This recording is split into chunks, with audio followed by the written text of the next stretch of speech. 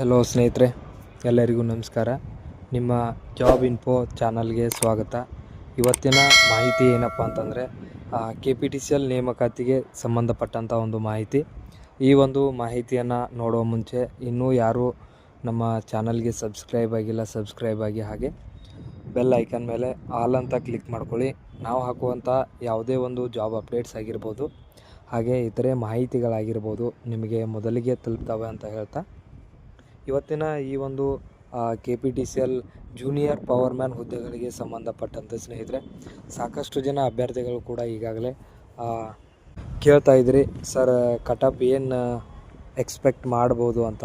ಸ್ನೇಹಿತರೆ ನೋಡಿ, ಕಳೆದ ಬಾರಿಗಿಂತಲೂ ಕೂಡ ಏನು ಕೊರೋನಾದಲ್ಲಿ SSLC ಮುಗಿಸಿದವರು ಜಾಸ್ತಿ ಇರೋದರಿಂದ ಇಲ್ಲಿ ಕಟಪ್ ಕೂಡ ಹೈ ನಿಲ್ಲುವಂಥ ಒಂದು ಚಾನ್ಸಸ್ ಇದೆ ಸ್ನೇಹಿತರೆ.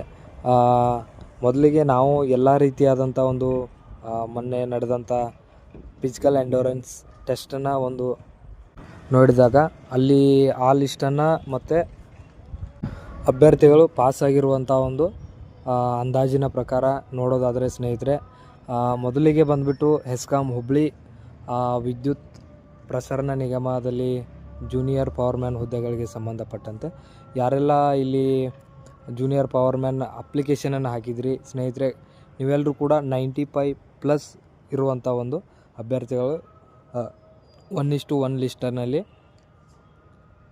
ತಮ್ಮ ಹೆಸರನ್ನು ಎಕ್ಸ್ಪೆಕ್ಟ್ ಮಾಡ್ಬೋದು.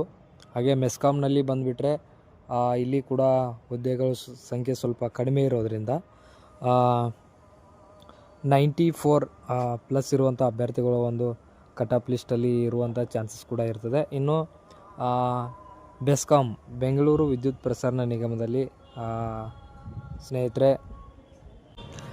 ಇಲ್ಲಿ ಕೂಡ 93, 92 ಗಿಂತ ಜಾಸ್ತಿ ಆದಂಥ ಅಭ್ಯರ್ಥಿಗಳಿಗೆ ಒಂದು 1:1 ಲಿಸ್ಟಲ್ಲಿ ಬರುವಂಥ ಸಾಧ್ಯತೆ ತುಂಬ ಹೆಚ್ಚಾಗಿದೆ ಸ್ನೇಹಿತರೆ. ಆದರೆ ಅದಕ್ಕಿಂತ ಕೆಳಗಿರುವಂಥ ಅಭ್ಯರ್ಥಿಗಳು ಲಿಸ್ಟ್ನಲ್ಲಿ ಬರೋದು ಸ್ವಲ್ಪ ಕಷ್ಟ ಸಾಧ್ಯ.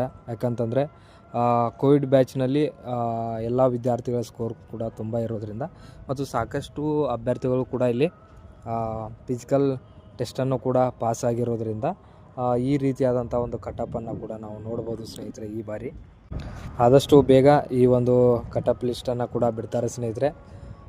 ಮತ್ತು ಬೇರೆ ಬೇರೆ ಇಲಾಖೆಗೆ ಸಂಬಂಧಪಟ್ಟಂತೆ ಏನು ಜಾಬ್ ಅಪ್ಡೇಟ್ಸ್ಗಳಿರ್ತವೆ ಅವನ್ನು ನಾವು ನಿಮಗೆ ತಿಳಿಸ್ತೀವಿ. ಆ ಎಲ್ಲ ಒಂದು ಮಾಹಿತಿ ನಿಮಗೆ ಮೊದಲಿಗೆ ತಲುಪಬೇಕಂದ್ರೆ ನಮ್ಮ ಚಾನಲ್ನ ಸಬ್ಸ್ಕ್ರೈಬ್ ಮಾಡಿ, ಹಾಗೆ ಬೆಲ್ ಐಕನ್ ಮೇಲೆ ಆಲ್ ಅಂತ ಕ್ಲಿಕ್ ಮಾಡ್ಕೊಳ್ಳಿ. ಹಾಗೆ ನಿಮ್ಮ ಸ್ನೇಹಿತರಿಗೆ ಕೂಡ ಈ ಒಂದು ಮಾಹಿತಿಯನ್ನು ಶೇರ್ ಮಾಡಿ ಅಂತ ಹೇಳ್ತಾ, ಈ ಒಂದು ಮಾಹಿತಿಯನ್ನು ವೀಕ್ಷಣೆ ಮಾಡಿದ್ದಕ್ಕೆ ಎಲ್ಲ ಒಂದು ಸ್ನೇಹಿತರಿಗೆ ಕೂಡ ಧನ್ಯವಾದಗಳು.